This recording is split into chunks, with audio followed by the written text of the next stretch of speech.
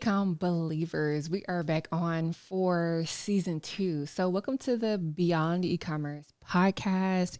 You are with your host, Netta Dowdell. I am your host, season 1, season 2, and forevermore. So, here at Beyond Ecom, we find and fund your purpose through e-commerce. So, it's just a vehicle for you to find exactly who you want to become. So, on today's episode, I really want to talk about our profit and loss from December, what that looks like for us in reselling, kind of contextualize the purpose of reselling, at least within our business model, where we are intended our business to go. And then also give you a couple of steps if you are hoping to start reselling in this industry and you feel really disappointed as to what the industry looks like. You're afraid that it's saturated. You're afraid that there is not enough traction for you to really be where you want to be. I just want to remind you that Madam C.J. Walker accomplished this right after the Emancipation Proclamation. It's still e-commerce. It's still products. The E in front of it just means electrical commerce or I think it is electrical. I always get tripped up with that E. Anywho, if she accomplished it, so can you. So don't think about what the market is saturated in doing. Find your niche, get really good at it, be really passionate about it, and you will find your way. So let's go ahead and dig into our profit and loss. So this is the part that people are really interested about and really want to know how the profits that we get from the business is like funding us, it's funding our expenses, the VA, we have a couple VAs that work for us and things of that sort. So let's go ahead and dig into it. So for those of you that are listening to the audio, I am on my computer and I'm going to go ahead and pull up let's do our Walmart account. So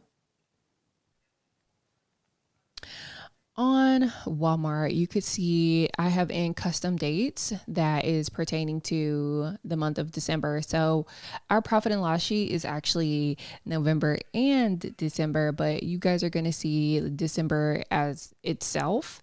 And then we're going to contextualize it from there. So if you are watching it online on YouTube or anything of that sort, what you are seeing right now is that we have $9,432.66 in revenue. So that does not include what we paid Walmart. That doesn't include how much Walmart took out for taxes and things like that. But one of the most important parts and what I enjoy about Walmart, this is a little different from Amazon. Amazon's reports are like a lot to understand, and Walmart's is a little easier. So I can tell from this 30-day stint that we sold 361.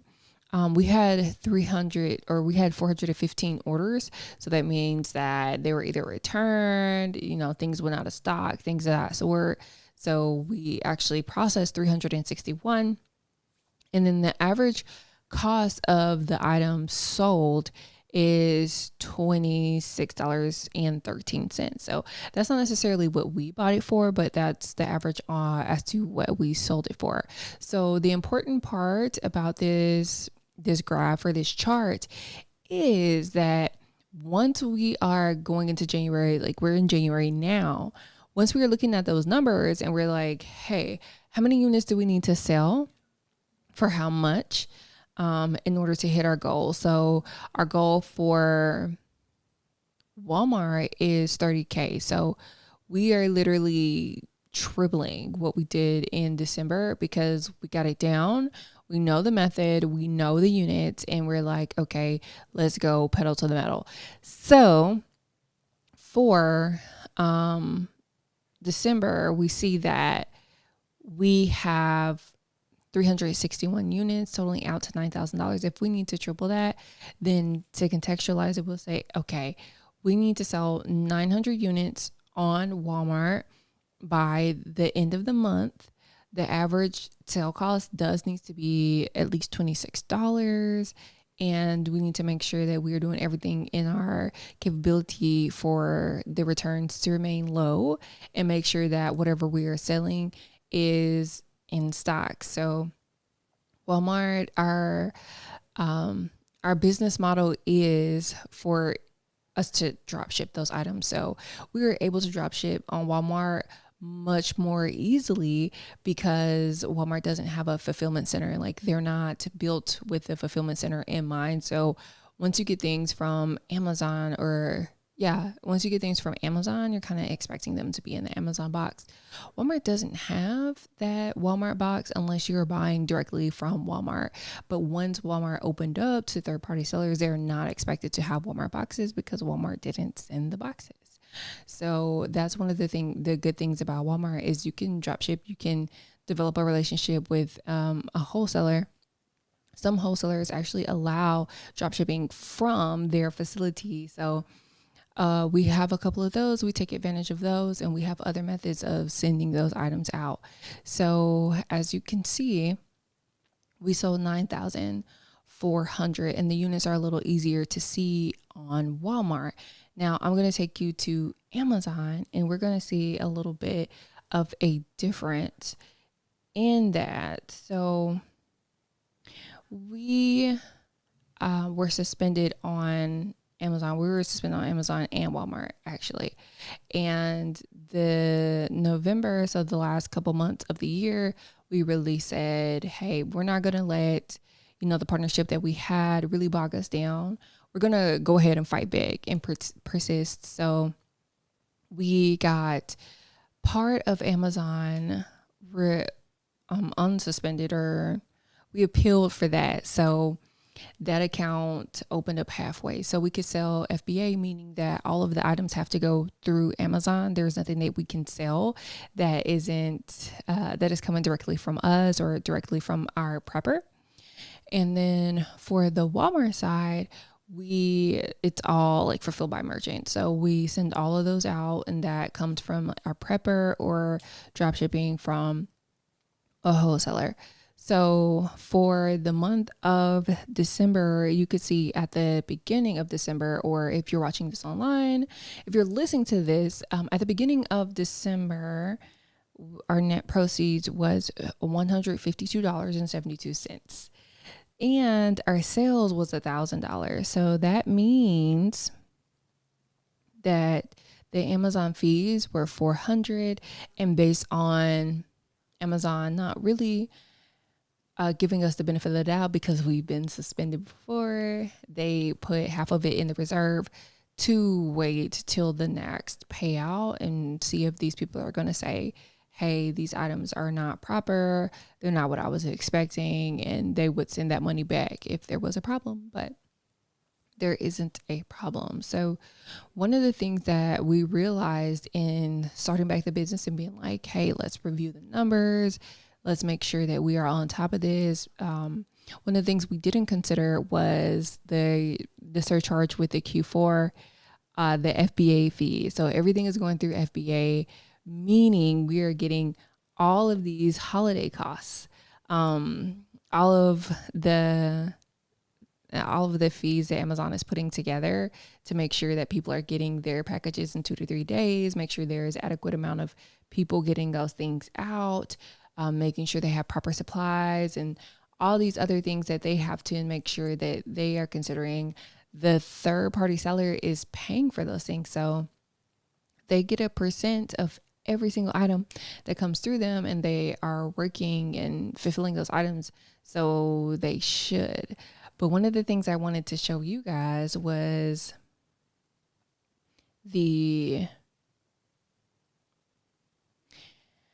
amount that we sold in the second half of the month, and then what we actually got back. So our sales is $29.37 and 31 cents.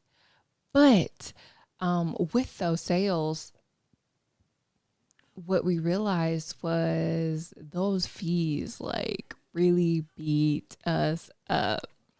So the fees are on the right hand side, and the fees are $1,278 and 25 cents.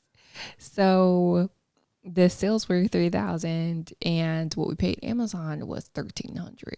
Child, we paid almost half of what we made to Amazon.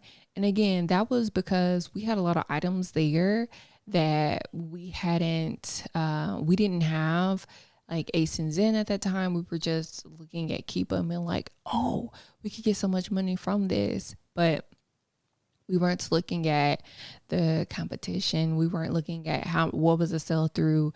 Does it sell through in 30 days? Will we have to hold this? Will we have to take a loss on it? Girl, none of that. So now that we know how to read Keepa and what to look for with Keepa and what to look for with Ace and Zen or AZ Insight, now we're like, okay, we got it. So for the month of December, the first half and the second half, we made, so it was like 2,900 plus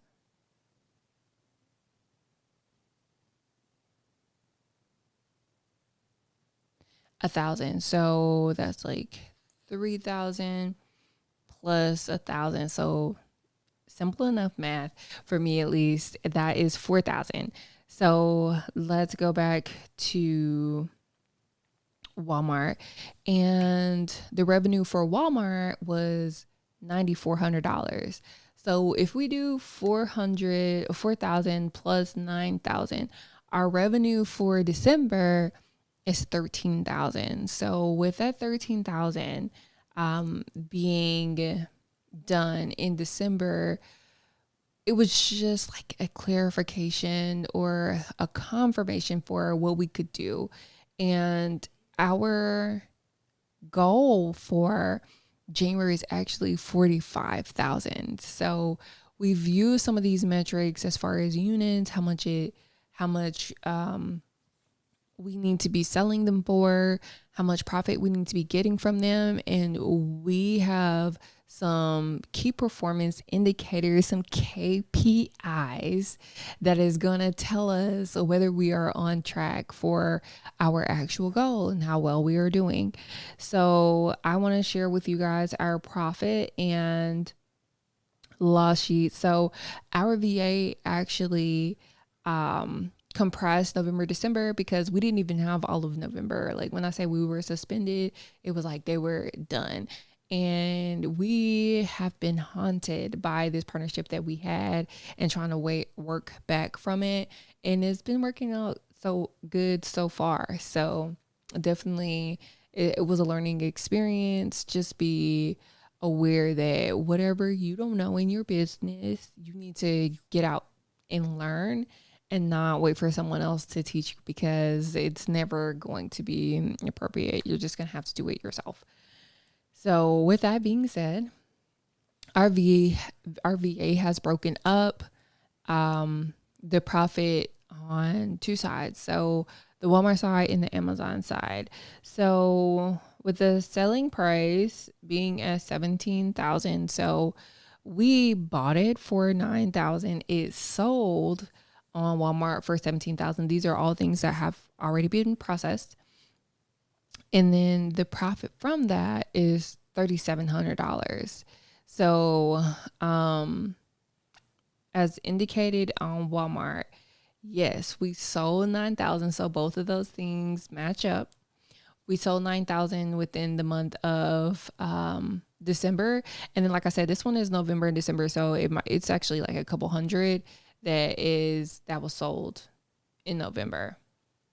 And then moving on to Amazon, the selling price is $2,900 and the total profit is $1,000. Now, one of the things that we realized is like wholesale, we made some money from wholesale, but it was really our OA, our online arbitrage item, that brought most of the profit. So though, I mean, sometimes it's just like, okay, profit is profit. You know, if we didn't sell these items, we wouldn't have had them. But when it comes to liquidity, if you're like, okay, I bought this for $70. Well, now you have $70 that is on hold. You have $70 on hold to get 13 back. Sometimes you want to balance that out with a couple of more things that are making more money. So that's what we're doing this month. Is we have like one wholesale item, and then we have much more OA to kind of increase our profit. The profit for wholesale is just like not there. So sometimes I'd prefer to go with the dip, or to go with something that could peak opposed to a plateau. But it's always good to have a mix of both. That's with any investment. I don't want something that's always going to dip, valleys and peaks, and I also don't want anything that's going to plateau. So like I said, we have a couple of wholesale items, and then we have actually majority OA for January, and we're just going to see how that goes, because now we can see the sell through of the items, and we just really don't want these items staying at Amazon, holding our money in them, and then there's storage costs and things of that sort. So from this, we have a profit of $1,000, plus on the Walmart side, we have a profit of $3,700. So we had a payday of $4,700 for the month of December. So Merry Christmas, an additional $5,000. Now within this $5,000, you have to be aware that our expenses are $2,500 paying our VAs and the softwares that we use to make educated decisions for those items. There are taxes that are also included in that, and then whatever we have left over, which we take about 30% for the owner pay, whatever we have left over is going to go back into the business. And when we say back into the business, we're thinking about sustainability, we're thinking about longevity, and we're thinking about something that does not have as much of a risk as online arbitrage. So one of the things that I'm really, really passionate about is telling people, hey, you have this brand, you have this idea, you also have no contextualization of the e-commerce market, you have no contextualization of how to read charts or know if the market is available for you, how many people are buying, et cetera, et cetera. So one of the things I really encourage people to do is to go on to Amazon and start resell other people's items, resell similar items to which you want to sell, with brand names that are already established, and you're not doing all of the groundwork. Moreover, you can use Amazon's marketplace to really figure out what exactly you want to develop your product into. Do you want it to compete with those bigger brands? Do you want it to develop into a niche? Do you want it to have one outstanding item? Like, what does that look like? How can you develop your private listing into something that is what people actually want? Or do you go onto Shopify and do something like vague and like, oh my gosh, I swore this was going to work. Like, I felt it in my whole heart that this was really going to stand out on the market. And you realize like after 5 months that it's a dud, and you've had to pay for people to develop your Shopify store, for people to do SEO, to do Facebook ads and things like that, and you really haven't gotten anything from it. You're like, what is going on? You need to start out in a marketplace that already has traffic. So something like eBay that doesn't, I think there's like a couple of listings that you could put on for free. But you can also get information, data, analytics from their search records. Like, those marketplaces provide that information. And that's the same with Amazon. They will tell you, they have a new search tool that is going to tell you exactly what people are searching for most in that category. If there is gaps within that category that is not being fulfilled, like tons and tons of people are searching these items and they're not finding anything for it.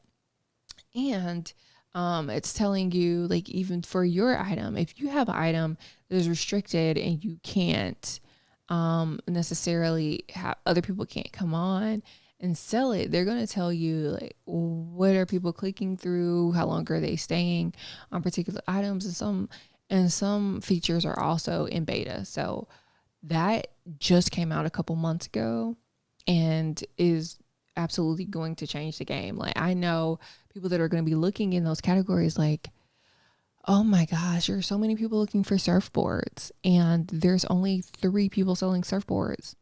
Let's run it up. So knowing the information is really what's going to help you.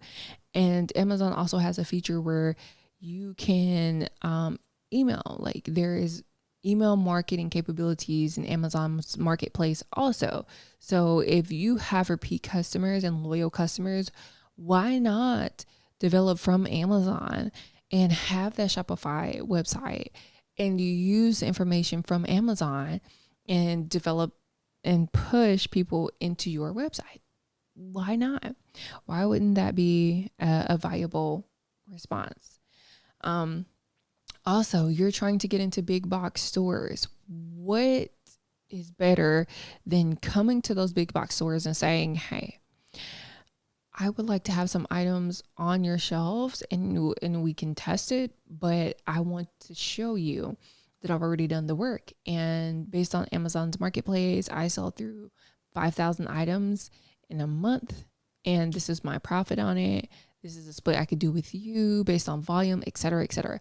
So many things can develop from that people aren't taking advantage of. Well, some people are taking advantage of, but when people come and speak to me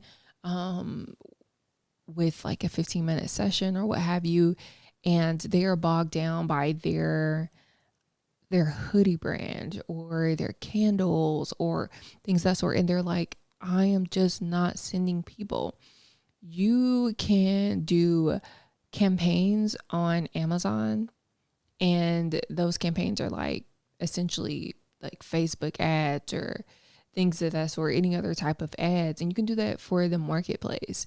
And you can test your market out that way because there's already traffic, opposed to you developing a website and doing your own thing. So all that being said, beyond e-commerce, one of the things that is really a pillar for us is to realize that e-commerce is just a vehicle for development. It's just a vehicle for purpose-driven action. So with that, reselling is just the beginning. And that's a part of our business model. Learning reselling, understanding the market, understanding graphs, understanding how much of a demand it is for particular items, and then moving the profit that we have from reselling into our private label. All that to say that the actual owner pay that we are receiving, we're not using that owner pay. We are putting that money toward a private listing. So that private listing is something that we can develop, we own, no one else can get on that. And we could use that private listing to move people into our Shopify site and develop our brand more from that. And that's where you see people that have the Billionaire Boys Club. They have the mine just went blank, but they have the Kim Kardashian Skims. They have the Huda Beauty, things of that sort can really start, and it doesn't necessarily have to come from your paycheck. These profits are, whatever you want to do with them, hopefully, outside of taxes, whatever you want to do with them is what you can do. You can get paid forever from selling someone else's brand, or you can develop into something that could eventually sell for millions.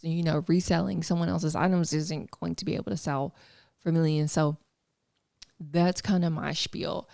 So one of the things I want to venture into now is with that $5,000, what does it look like buying particular items? So we have a couple of things that if you are new to reselling, what we feel like is important for you to start with. So obviously you need to sign up for the Amazon Marketplace, which is like $40 a month. And if you sell that profit, they'll just take it out of your profit. What else? The couple of softwares that you need to start with. So I have 4 things for you. One, you need to start with Keepa. So I am going to show you on my screen what Keepa is. And for those of you listening, I'm going to describe to you what Keepa is or what Keepa shows. So I have searched on Amazon, and what we come up on is a pool. And this pool is sold by, whomever. They have third-party sellers that have several other sellers. Sometimes the brand is on there, sometimes Amazon is on there. But one of the things you will realize is that there are some brands that no one can sell but the brand. The brand has to go through a process with Amazon to say, this is my items, this is verified through us, et cetera, et cetera.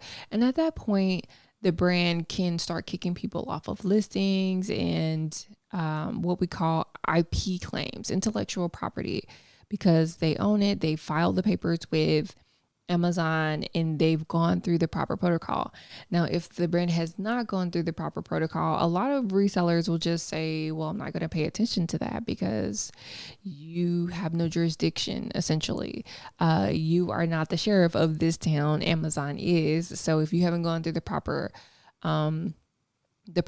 process, then I can sell it. So some of the things that happens when brands want people to get off, but they haven't gone through the proper process, is they will send you a letter saying that you need to take your items off. They may email you on your business email address or anything of that sort. But if it's through Amazon, then you'll get a message and they will ask you for you to verify where you got it from, and it'll be through the Amazon portal. So that's one of the things. But saying that to say, this is Ace and Zen. I'll come back to that in a second. But one of the things that you really need to understand, especially in building this reselling into something that is a private label, is the Keepa graph. And what the Keepa graph is going to tell you, or the main indicators that I look for, is how well something is selling. What is the price, like the average price that it is selling for?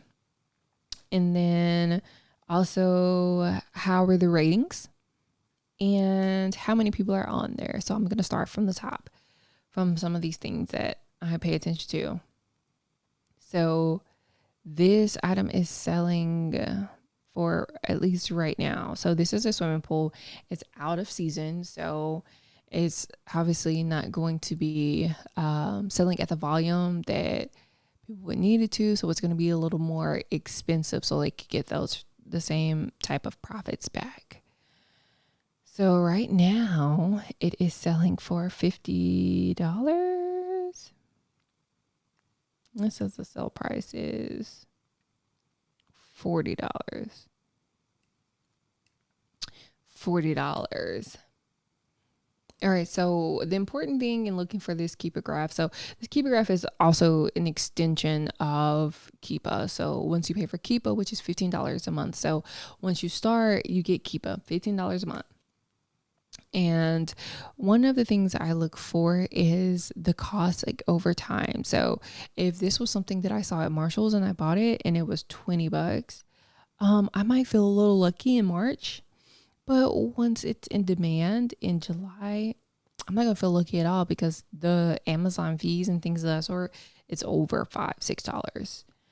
So in moving over, even with $38, depending on what Amazon's fees and things of that sort is, you might be like, oh, that dollar in profit is not really worth the hassle of only having like 3 items. And I just got paid $3 for those 3 items. So that's one of the things that I would pay attention to. or I do pay attention to. And then moving on to the green one, you're going to see the sales rank. So as the numbers get smaller, so right here, the sales rank is 7,500. That is a high sales rank. So you're looking at that and you're like, oh, that sales rank is really high. The sales rank is high because it's in demand, but the sales rank does not continuously go. And of course, you're going to have some seasonal items, but you're going to want to mix those in with items that are pretty consistent over time. So we call those replens or replenishables. And you can see like over time, as it gets cooler and cooler, the seller rank goes up exponentially. So there's no consistency with that. So it's really a really big gamble. And this is something that is relatively good. I mean, just looking at, see, this is the problem that we encountered. We were just looking at numbers in isolation. You cannot look at numbers in isolation, because once you go on to the other part of the graph, and that's at the bottom, and two other things I look at in this Keep It graph is the rating. So the rating is going up. You want to pay attention to the rating because you don't want to buy something crappy or people are already saying like they have tons of issues with.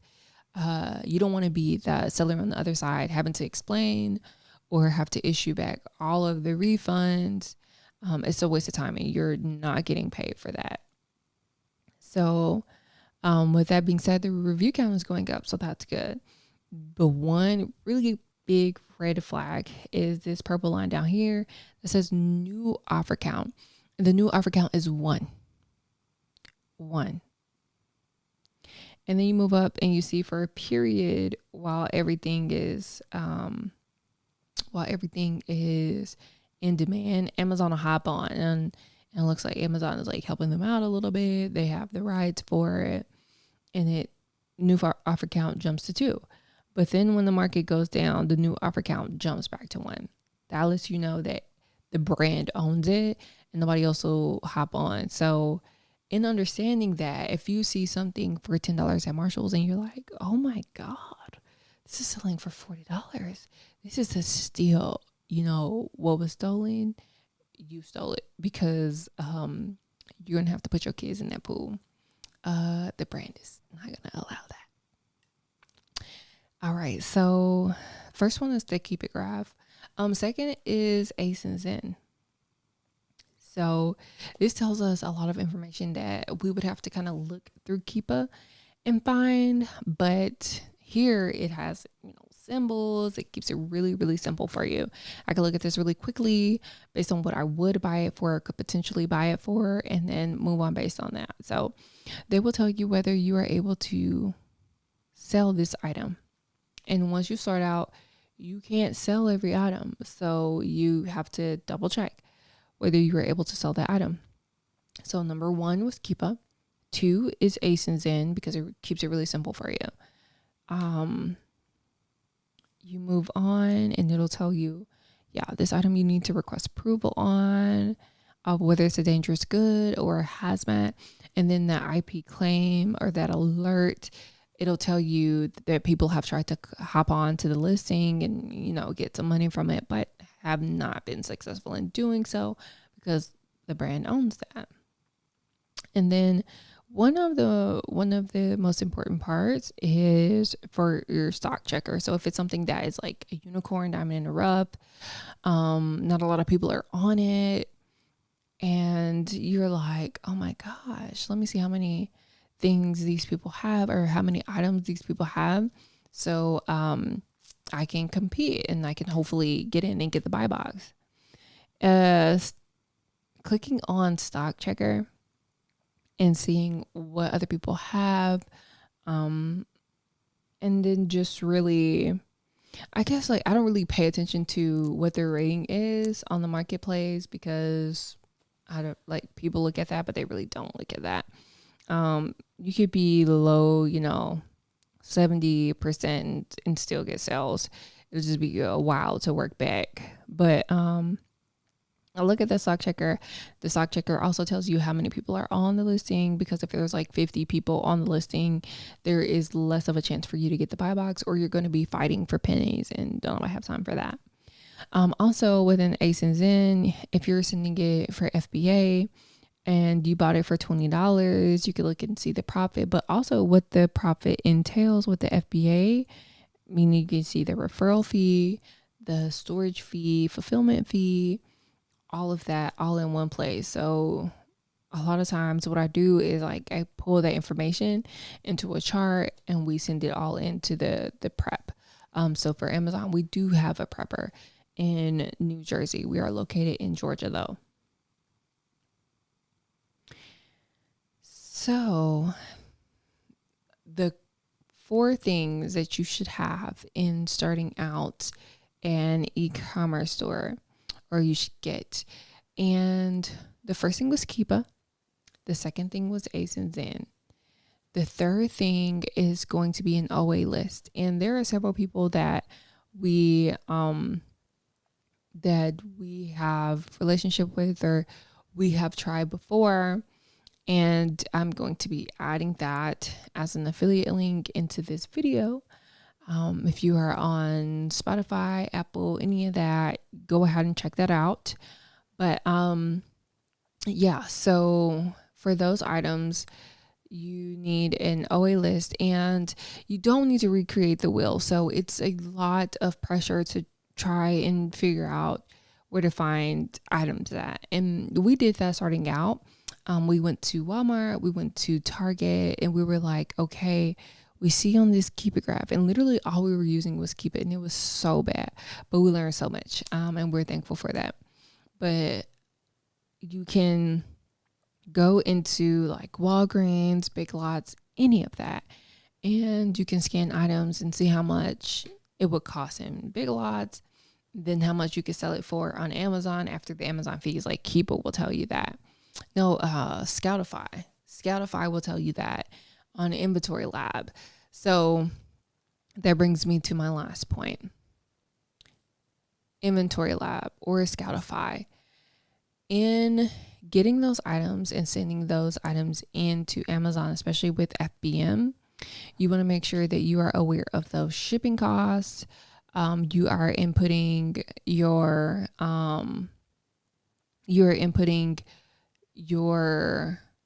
fees and all of that. Inventory Lab actually compiles. So 4 things. 1 is going to be Keepa. You are going to need to get Keepa amongst anything. Keepa. 2, I would get ASINs or AZ Insight to tell you like how many items you should get. What's the sell through in 30 days? What's the sell through in 90 days? What's the sell through in 180 days? Can you keep those items as an asset off to the side without getting any money back in that amount of time? 3 is going to be an OA list, online arbitrage. Don't recreate the wheel. People already have tactical arbitrage as you develop in your skills and you advance. They already have these lists, and you can buy a list for like $50 and you can get, $1,000 worth of profit off of a $50 list. So start out buying that list. And then lastly is going to be Inventory Lab. There you can input, it lets you like per shipment, you can input how much was your shipping cost, what did you buy it for, what did you sell it for, sales tax and all that, just in case you don't like start out with QuickBooks and you're starting like really small and things like that. But definitely as you grow, I would go into like QuickBooks and getting a CPA, etc., etc. But for right now, again, those 4 things. 1, Keepa, Keepa. 2 is going to be ASINs or AZ Insight. 3 is an OA list. And then 4 is actually going to be Inventory Lab, or the app is Scoutify. So you can go into a location, retail arbitrage, and you can scan those items, or you can just like keep up with your shipments and estimate your shipments and all that other stuff. But Inventory Lab and Keepa are like cousins. They work really well together. We know some cousins don't work well together, but those are all things that I would suggest in starting your business. And here at Beyond eCommerce, we help find and fund your purpose through e-commerce. So these are a couple steps for you to get started, especially if you want to work toward developing your brand, or if you just want to get paid from reselling. Like, start out like this. Track your expenses. Be aware that you probably won't see that money back for another 30 days if you do it right. And come back to our next episode for more tips. That is it from your host, Netta, today. I would appreciate if you guys send me a follow, a like, share, subscribe onto this audio platform. I am looking for about 10 people to go ahead and give me reviews on this podcast. So thank you guys for tuning in to season 2. I'm excited to see some more e-commerce believers hop on to e-commerce and start working toward their goal. Thanks, guys. I hope to see you next time.